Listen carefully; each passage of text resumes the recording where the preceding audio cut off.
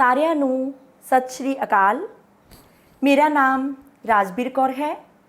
ਮੈਂ ਬਾਬਾ ਨਾਮਦੇਵ ਸਰਕਾਰੀ senior secondary school ਘੁਮਾਣ ਜ਼ਿਲ੍ਹਾ ਗੁਰਦਾਸਪੁਰ ਵਿਖੇ ਬਤੌਰ ਪੰਜਾਬੀ ਅਧਿਆਪਿਕਾ ਸੇਵਾ ਨਿਭਾ ਰਹੀ ਹਾਂ।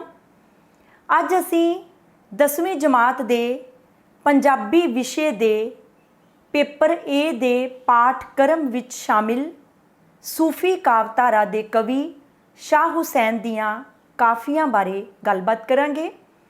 ਸਭ ਤੋਂ ਪਹਿਲਾਂ ਆਪਾਂ ਗੱਲ ਕਰਾਂਗੇ ਕਿ ਸੂਫੀ ਕਾਵਧਾਰਾ ਕੀ ਹੈ। ਸੂਫੀ ਕਾਵਧਾਰਾ ਪੰਜਾਬੀ ਸਾਹਿਤ ਦੀ ਇੱਕ ਪ੍ਰਮੁੱਖ ਕਾਵਧਾਰਾ ਹੈ। ਇਸ ਦਾ ਜਨਮ ਪੂਰਵ ਨਾਨਕ ਕਾਲ ਵਿੱਚ ਸ਼ੇਖ ਫਰੀਦ ਜੀ ਦੀ ਰਚਨਾ ਨਾਲ ਹੋਇਆ। ਪੂਰਵ ਨਾਨਕ ਕਾਲ ਵਿੱਚ ਸ਼ੇਖ ਫਰੀਦ ਜੀ ਦੀ ਰਚਨਾ ਨਾਲ ਆਰੰਭ ਹੋਈ ਸੂਫੀ ਕਾਵਧਾਰਾ ਗੁਰੂ ਨਾਨਕ ਕਾਲ ਵਿੱਚ ਵਧੇਰੇ ਪ੍ਰਫੁੱਲਤ ਅਤੇ ਵਿਕਸਿਤ ਹੋਈ। ਇਸ ਕਾਲ ਵਿੱਚ ਸ਼ਾਹ ਹੁਸੈਨ ਇੱਕ ਮਹੱਤਵਪੂਰਨ ਸੂਫੀ ਕਵੀ ਹੋਏ ਹਨ। ਸ਼ਾਹ ਹੁਸੈਨ ਦਾ ਜਨਮ ਸ਼ੇਖ ਉਸਮਾਨ ਦੇ ਘਰ ਲਾਹੌਰ ਵਿੱਚ 1539 ਈਸਵੀ ਵਿੱਚ ਹੋਇਆ। ਬਚਪਨ ਵਿੱਚ ਆਪ ਨੂੰ ਮੌਲਵੀ ਅਬੂ ਬਕਰ ਸਾਹਿਬ ਕੋਲ ਪੜ੍ਹਨੇ ਪਾਇਆ ਗਿਆ ਅਤੇ 7 ਵਰ੍ਹਿਆਂ ਦੀ ਉਮਰ ਵਿੱਚ ਹੀ ਆਪ ਨੇ ਕੁਰਾਨ ਸ਼ਰੀਫ ਯਾਦ ਕਰ ਲਿਆ। ਇੱਕ ਸੁੰਦਰ ਬ੍ਰਾਹਮਣ ਲੜਕੇ ਮਾਧੋ ਲਾਲ ਨਾਲ ਪਿਆਰ ਹੋਣ ਕਰਕੇ ਆਪ ਨੂੰ ਮਾਧੋ ਲਾਲ ਹੁਸੈਨ ਦੇ ਨਾਂ ਨਾਲ ਪੁਕਾਰਿਆ ਜਾਣ ਲੱਗ ਪਿਆ। ਸ਼ਾਹ ਹੁਸੈਨ ਗੁਰੂ ਅਰਜਨ ਦੇਵ ਜੀ ਦੇ ਸਮਕਾਲੀ ਸਨ। 1593 ਈਸਵੀ ਵਿੱਚ ਆਪ ਅਕਾਲ ਚਲਾਣਾ ਕਰ ਗਏ। ਆਪ ਦਾ ਮਜ਼ਾਰ ਸ਼ਾਲਾਮਾਰ ਬਾਗ ਦੇ ਕੋਲ ਹੈ ਅਤੇ ਉੱਥੇ ਹਰ ਸਾਲ ਉਰਸ ਭਾਵ ਮੇਲਾ ਲੱਗਦਾ ਹੈ। ਸ਼ਾਹ ਹੁਸੈਨ ਪੰਜਾਬੀ ਵਿੱਚ ਲਿਖਣ ਵਾਲੇ ਸੂਫੀ ਕਵੀ ਸਨ। ਆਪ ਦੀਆਂ ਨਿੱਕੀਆਂ ਅਤੇ ਭਾਵਪੂਰਤ ਕਾਫੀਆਂ ਮਿੱਠੀ ਬੋਲੀ ਵਿੱਚ ਲਿਖੀਆਂ ਹੋਈਆਂ ਮਿਲਦੀਆਂ ਹਨ, ਜਿਨ੍ਹਾਂ ਦੀ ਗਿਣਤੀ 162 ਹੈ। ਸ਼ਾਹ ਹੁਸੈਨ ਜੀ ਦੇ ਵਿਚਾਰਾਂ ਅਨੁਸਾਰ ਚੰਗੇ ਅਮਲ ਮਨੁੱਖ ਦੇ ਜੀਵਨ ਨੂੰ ਸਵਾਰਦੇ ਹਨ। ਅਮਲਾਂ ਤੋਂ ਬਿਨਾਂ ਖੁਆਰੀ ਹੁੰਦੀ ਹੈ। ਹਰ ਚੀਜ਼ ਰੱਬ ਦੇ ਭੈ ਵਿੱਚ ਬੱਝੀ ਹੋਈ ਹੈ, ਰੱਬ ਦੇ ਹੁਕਮ ਵਿੱਚ ਬੱਝੀ ਹੋਈ ਹੈ। ਆਪ ਦਾ ਵਿਚਾਰ ਹੈ ਕਿ ਜੇਕਰ ਦਿਲ ਦਾ ਵਿਹੜਾ ਕੂੜੇ ਨਾਲ ਭਰ ਜਾਵੇ ਤਾਂ ਬੁਹਾਰੀ ਦੇਣੀ ਠੀਕ ਹੈ। ਆਪ ਅਨੁਸਾਰ ਜੰਗਲਾਂ ਵਿੱਚ ਘੁੰਮਣ ਨਾਲ ਪ੍ਰੀਤਮ ਨਹੀਂ ਮਿਲਦਾ, ਉਸ ਦੀ ਖੋਜ ਆਪਣੇ ਅੰਦਰ ਕਰਨੀ ਚਾਹੀਦੀ ਹੈ।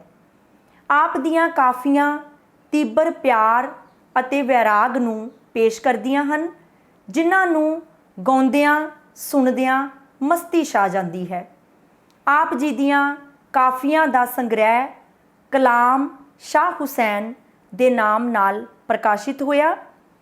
ਆਪ ਜੀ ਦੀਆਂ 3 ਰਚਨਾਵਾਂ ਸਾਡੇ ਪਾਠਕ੍ਰਮ ਵਿੱਚ ਸ਼ਾਮਿਲ ਹਨ, ਜਿਨ੍ਹਾਂ ਬਾਰੇ ਆਪਾਂ ਗੱਲਬਾਤ ਕਰਾਂਗੇ।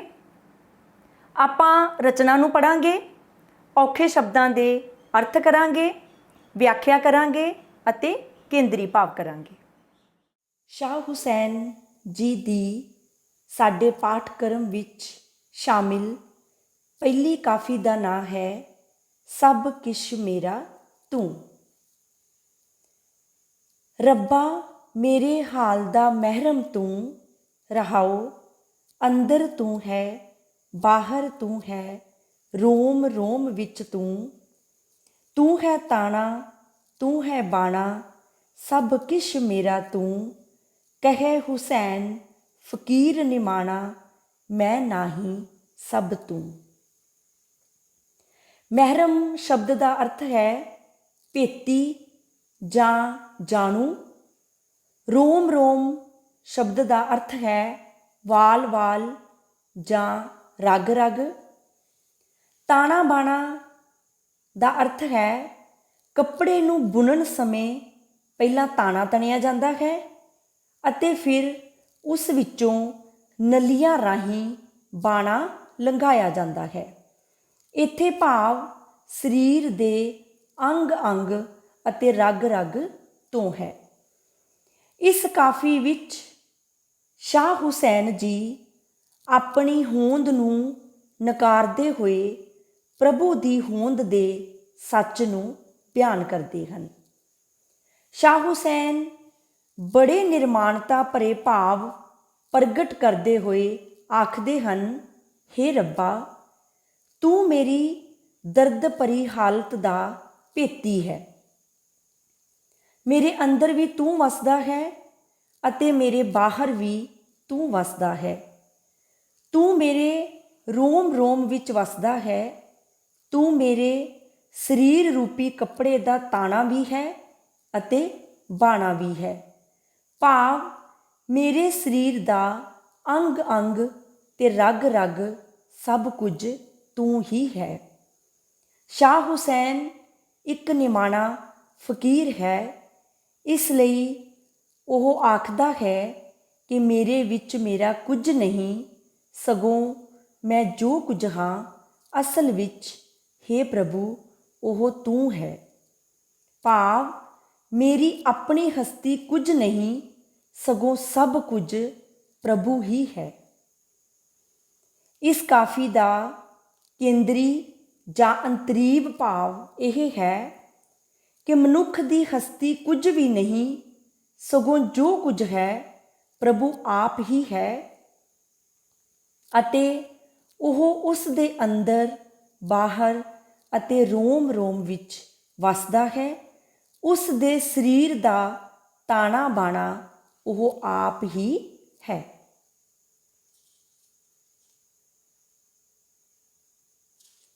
ਸ਼ਾਹ ਹੁਸੈਨ ਜੀ ਦੀ ਅਗਲੀ ਕਾਫੀ ਦਾ ਨਾਂ ਹੈ ਸਾਈਂ ਜਨਾਂਦੜੇ ਵੱਲ। ਸਾਈਂ ਜਨਾਂਦੜੇ ਵੱਲ ਤਿੰਨਾਂ ਨੂੰ ਗਮ ਕਹਿੰਦਾ ਵੇ ਲੋਕਾ, ਰਹਾਓ ਸੇਈ ਭਲੀਆਂ ਜੋ ਰੱਬ ਵੱਲ ਆਈਆਂ, ਜਿਨ੍ਹਾਂ ਨੂੰ ਇਸ਼ਕ ਝਰੋਕਾ ਵੇ ਲੋਕਾ, ਇਸ਼ਕੇ ਦੀ ਸਿਰ ਖਾਰੀ ਚਾਈਆਂ, ਦਰ ਦਰ ਦੇਨੀਆਂ ਹੋਕਾ ਵੇ ਲੋਕਾ।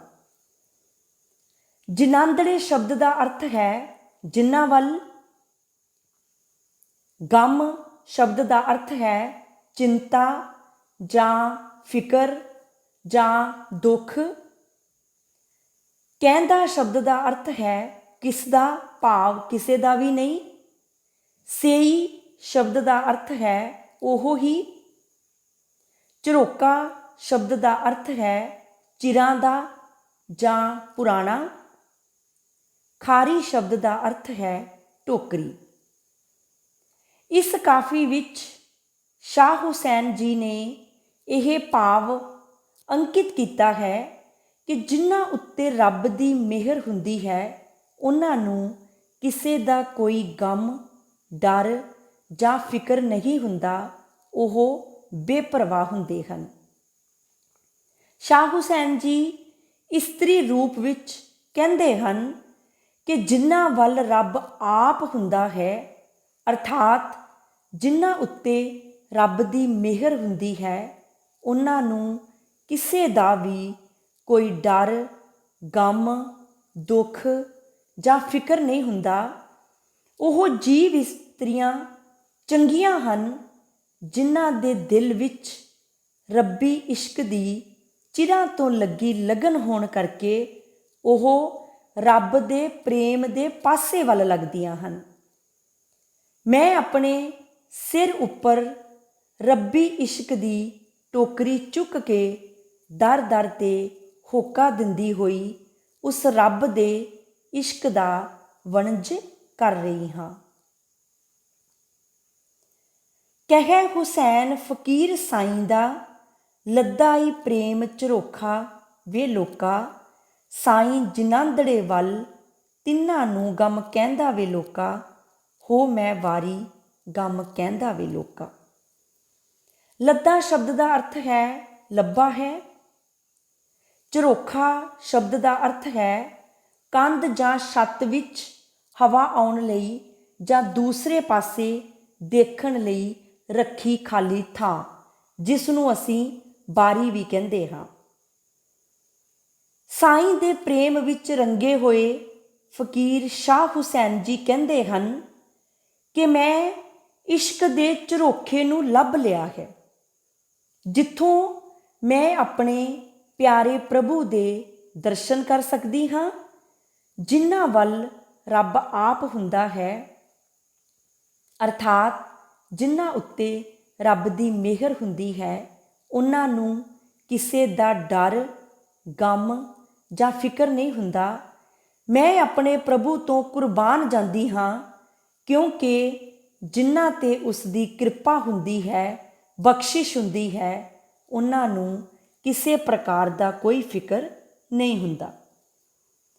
ਇਸ ਕਾਫੀ ਦਾ ਕੇਂਦਰੀ ਜਾਂ ਅੰਤਰੀਵ ਭਾਵ ਇਹ ਹੈ ਕਿ ਜਿਨ੍ਹਾਂ ਉੱਤੇ ਰੱਬ ਦੀ ਮਿਹਰ ਹੁੰਦੀ ਹੈ, ਉਹਨਾਂ ਨੂੰ ਕੋਈ ਗਮ ਜਾਂ ਫਿਕਰ ਫਾਕਾ ਨਹੀਂ ਹੁੰਦਾ, ਪਰ ਇਸ ਅਵਸਥਾ ਨੂੰ ਉਹ ਪ੍ਰਾਪਤ ਕਰਦੇ ਹਨ ਜਿਹੜੇ ਰੱਬ ਦੇ ਇਸ਼ਕ ਦਾ ਵਣਜ ਵਪਾਰ ਕਰਦੇ ਹਨ। ਸ਼ਾਹ ਹੁਸੈਨ ਜੀ ਦੀ ਅਗਲੀ ਕਾਫੀ ਦਾ ਨਾਂ ਹੈ ਆਪ ਨੂੰ ਪਛਾਣ। ਬੰਦੇ ਆਪ ਨੂੰ ਪਛਾਣ, ਜੇ ਤੈਂ ਆਪਣਾ ਆਪ ਪਛਾਤਾ, ਸਾਈਂ ਦਾ ਮਿਲਣ ਆਸਾਨ ਰਹਾਓ।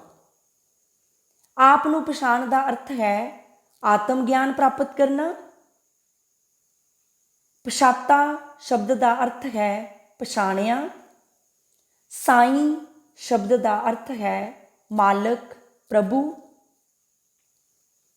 ਆਸਾਨ ਸ਼ਬਦ ਦਾ ਅਰਥ ਹੈ ਸੌਖਾ।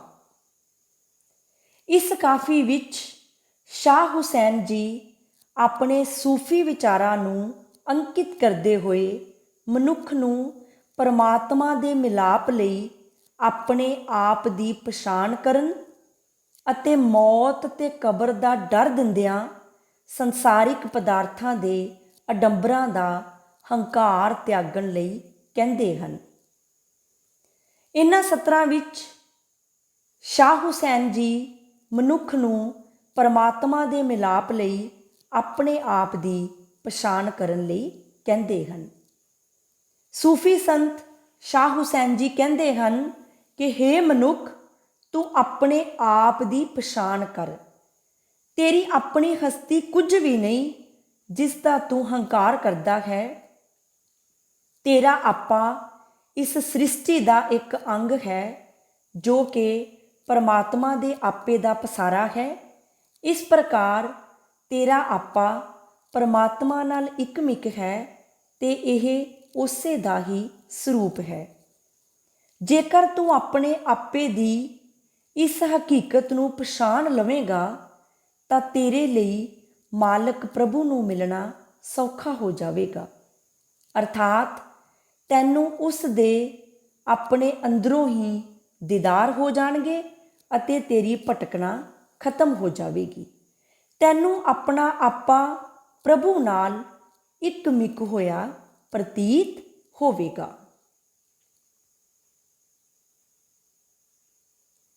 ਸੋਇਨੇ ਦੇ ਕੋਟ ਰੁਪਹਿਰੀ ਛੱਜੇ, ਹਰ ਬਿਨ ਜਾਣ ਮਸਾਨ, ਤੇਰੇ ਸਿਰ ਤੇ ਜਮ ਸਾਜ਼ਿਸ਼ ਕਰਦਾ, ਭਾਵੇਂ ਤੂੰ ਜਾਣ ਨਾ ਜਾਣ। ਸੋਇਨੇ ਦਾ ਅਰਥ ਹੈ ਸੋਨੇ ਦੇ। ਕੋਟ ਸ਼ਬਦ ਦਾ ਅਰਥ ਹੈ ਕਿਲੇ। ਰੁਪਹਿਰੀ ਸ਼ਬਦ ਦਾ ਅਰਥ ਹੈ ਚਾਂਦੀ। ਮਸਾਨ ਸ਼ਬਦ ਦਾ ਅਰਥ ਹੈ ਸ਼ਮਸ਼ਾਨ ਭੂਮੀ। ਜਮ ਸ਼ਬਦ ਦਾ ਅਰਥ ਹੈ ਜਮਦੂਤ। ਸਾਜ਼ਿਸ਼ ਸ਼ਬਦ ਦਾ ਅਰਥ ਹੈ ਕਿਸੇ ਨੂੰ ਹਾਨੀ ਪਹੁੰਚਾਉਣ ਲਈ ਕੀਤਾ ਹੋਇਆ ਗੱਠਜੋੜ। ਸ਼ਾਹ ਹੁਸੈਨ ਜੀ ਕਹਿੰਦੇ ਹਨ, ਹੇ ਮਨੁੱਖ, ਪਰਮਾਤਮਾ ਦੇ ਸਿਮਰਨ ਬਿਨਾਂ ਤੇਰੇ ਸੰਸਾਰਿਕ ਪਦਾਰਥਾਂ ਦੇ ਅਡੰਬਰ ਕਿਸੇ ਕੰਮ ਨਹੀਂ। ਪ੍ਰਭੂ ਨਾਮ ਤੋਂ ਬਿਨਾਂ ਤੇਰੇ ਚਾਂਦੀ ਦੇ ਛੱਜਿਆਂ ਵਾਲੇ ਸੋਨੇ ਦੇ ਕਿਲੇ ਸ਼ਮਸ਼ਾਨ ਭੂਮੀ ਦੇ ਸਮਾਨ ਹਨ।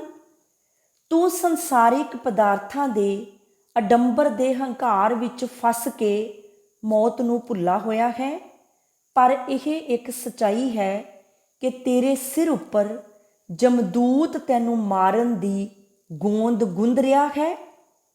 ਜਿਸ ਦਿਨ ਵੀ ਉਸ ਦਾ ਦਾਅ ਲੱਗ ਗਿਆ, ਉਹ ਤੈਨੂੰ ਮੌਤ ਦੇ ਹਵਾਲੇ ਕਰਕੇ ਤੇਰੀ ਹਸਤੀ ਨੂੰ ਮਿਟਾ ਦੇਵੇਗਾ ਅਤੇ ਤੇਰੇ ਸੰਸਾਰਿਕ ਪਦਾਰਥਾਂ ਦੇ ਅਡੰਬਰ ਇੱਥੇ ਧਰੇ ਧਰਾਏ ਰਹਿ ਜਾਣਗੇ। 3.5 ਹੱਥ ਮਿਲਖ ਤੁਸਾਡਾ, ਏਡੀ ਤੂੰ ਤਾਣ ਨਾ ਤਾਣ, ਸੋਇਨਾ ਰੂਪਾ ਤੇ ਮਾਲ ਖਜ਼ੀਨਾ, ਹੋਏ ਰਿਹਾ ਮਹਿਮਾਨ, ਕਹੇ ਹੁਸੈਨ ਫਕੀਰ ਨਿਮਾਣਾ, ਛੱਡ ਦੇ ਖੁਦੀ ਤੇ ਗੁਮਾਨ। ਮਿਲਖ ਦਾ ਅਰਥ ਹੈ ਜਾਇਦਾਦ ਜਾਂ ਮਾਲਕ। ਤਾਣ ਨਾ ਤਾਣ ਭਾਵ ਪਸਾਰੇ ਨਾ ਪਸਾਰ। ਰੂਪਾ ਸ਼ਬਦ ਦਾ ਅਰਥ ਹੈ ਚਾਂਦੀ। ਖਜ਼ੀਨਾ ਸ਼ਬਦ ਦਾ ਅਰਥ ਹੈ ਖਜ਼ਾਨਾ। ਮਹਿਮਾਨ ਸ਼ਬਦ ਦਾ ਅਰਥ ਹੈ ਪ੍ਰਾਹੁਣਾ। ਖੁਦੀ ਸ਼ਬਦ ਦਾ ਅਰਥ ਹੈ ਹਉਮੈ। ਸ਼ਾਹ ਹੁਸੈਨ ਜੀ ਕਹਿੰਦੇ ਹਨ ਕਿ ਹੇ ਮਨੁੱਖ, ਤੇਰੇ ਲਈ ਸੰਸਾਰਿਕ ਪਦਾਰਥਾਂ ਦੀ ਮਾਲਕੀ ਦੇ ਵੱਡੇ ਪਸਾਰੇ ਪਸਾਰਨਾ ਕਿਸੇ ਅਰਥ ਨਹੀਂ, ਕਿਉਂਕਿ ਕੇਵਲ 3.5 ਹੱਥ ਕਬਰ ਦੀ ਜ਼ਮੀਨ ਹੀ ਤੇਰੀ ਅਸਲ ਮਲਕੀਅਤ ਹੈ, ਜਿਸ ਵਿੱਚ ਤੂੰ ਮਰਨ ਮਗਰੋਂ ਸਦਾ ਲਈ ਨਿਵਾਸ ਕਰਨਾ ਹੈ। ਤੂੰ ਜਿਹੜਾ ਬੇਅੰਤ ਸੋਨਾ, ਚਾਂਦੀ ਤੇ ਮਾਲ ਖਜ਼ਾਨੇ ਇਕੱਠੇ ਕੀਤੇ ਹਨ, ਇਹ ਸਭ ਮਹਿਮਾਨ ਦੇ ਸਮਾਨ ਹਨ ਅਤੇ ਇਹ ਤੇਰੇ ਕੋਲ ਸਦਾ ਨਹੀਂ ਰਹਿਣੇ। ਤੇਰੀ ਮੌਤ ਹੋਣ ਨਾਲ ਤੇਰਾ ਇਹਨਾਂ ਨਾਲੋਂ ਸਾਥ ਟੁੱਟ ਜਾਣਾ ਹੈ। ਇਸ ਕਰਕੇ ਨਿਮਾਣਾ ਫਕੀਰ ਸ਼ਾਹ ਹੁਸੈਨ ਕਹਿੰਦਾ ਹੈ ਕਿ ਤੈਨੂੰ ਸੰਸਾਰਿਕ ਪਦਾਰਥਾਂ ਦੇ ਅਡੰਬਰਾਂ ਦੀ ਹਉਮੈ ਤੇ ਹੰਕਾਰ ਛੱਡ ਦੇਣਾ ਚਾਹੀਦਾ ਹੈ ਅਤੇ ਆਪਣੇ ਆਪੇ ਦੀ ਪਛਾਣ ਕਰਦਿਆਂ ਪ੍ਰਭੂ ਨਾਲ ਇਕਮਿਕਤਾ ਦੀ ਅਵਸਥਾ ਨੂੰ ਪ੍ਰਾਪਤ ਕਰਨਾ ਚਾਹੀਦਾ ਹੈ। ਆਪ ਨੂੰ ਪਛਾਣ ਕਾਫੀ ਦਾ ਕੇਂਦਰੀ ਜਾਂ ਅੰਤਰੀਵ ਭਾਵ ਇਹ ਹੈ ਕਿ ਮਨੁੱਖ ਨੂੰ ਸਿਰ 'ਤੇ ਖੜੀ ਆਪਣੀ ਮੌਤ ਦਾ ਖਿਆਲ ਕਰਦਿਆਂ ਨਾਸ਼ਮਾਨ ਸੰਸਾਰਿਕ ਪਦਾਰਥਾਂ ਦੇ ਅਡੰਬਰਾਂ ਦਾ ਹੰਕਾਰ ਛੱਡ ਕੇ ਆਪਣੇ ਆਪੇ ਦੀ ਪਛਾਣ ਕਰਨੀ ਚਾਹੀਦੀ ਹੈ। ਇਸ ਤਰ੍ਹਾਂ ਉਸ ਨੂੰ ਸਾਈਂ ਦਾ ਮਿਲਾਪ ਪ੍ਰਾਪਤ ਹੁੰਦਾ ਹੈ। ਸੋ ਇਹ ਸਨ 10ਵੀਂ ਜਮਾਤ ਦੇ ਪੰਜਾਬੀ ਵਿਸ਼ੇ ਦੇ ਪਾਠਕ੍ਰਮ ਵਿੱਚ ਸ਼ਾਮਿਲ ਸੂਫੀ ਕਾਵਿ ਦੇ ਕਵੀ ਸ਼ਾਹ ਹੁਸੈਨ ਦੀਆਂ ਰਚਨਾਵਾਂ, ਜਿਨ੍ਹਾਂ ਨਾਲ ਪੰਜਾਬੀ ਵਿੱਚ ਸੂਫੀ ਕਾਵਿਧਾਰਾ ਵਿੱਚ ਮਸਤੀ, ਸ਼ੌਂਕ, ਚਾਓ, ਇਸ਼ਕ, ਬੇਪਰਵਾਹੀ ਅਤੇ ਬੇਨਿਆਜ਼ੀ ਜਿਹੇ ਭਾਵ ਉਜਾਗਰ ਹੋਣ ਲੱਗੇ ਅਤੇ ਸੂਫੀ ਵਿਚਾਰਧਾਰਾ ਤਪ ਸਾਧਨਾ ਦੀ ਥਾਂ ਪ੍ਰਭੂ ਪ੍ਰੀਤੀ ਦੇ ਰੰਗ ਵਿੱਚ ਰੰਗੀ ਗਈ। ਸ਼ਾਹ ਹੁਸੈਨ ਨੇ ਸਾਨੂੰ ਆਪਣੇ ਆਪ ਦੀ ਪਛਾਣ ਕਰਕੇ, ਚੰਗੇ ਅਮਲ ਕਰਕੇ, ਪਰਮਾਤਮਾ ਦੀ ਬੰਦਗੀ ਕਰਕੇ, ਪਰਮਾਤਮਾ ਦੀ ਰਜ਼ਾ ਵਿੱਚ ਰਹਿ ਕੇ ਜ਼ਿੰਦਗੀ ਜਿਉਣ ਦੀ ਪ੍ਰੇਰਨਾ ਦਿੱਤੀ ਹੈ। ਧੰਨਵਾਦ।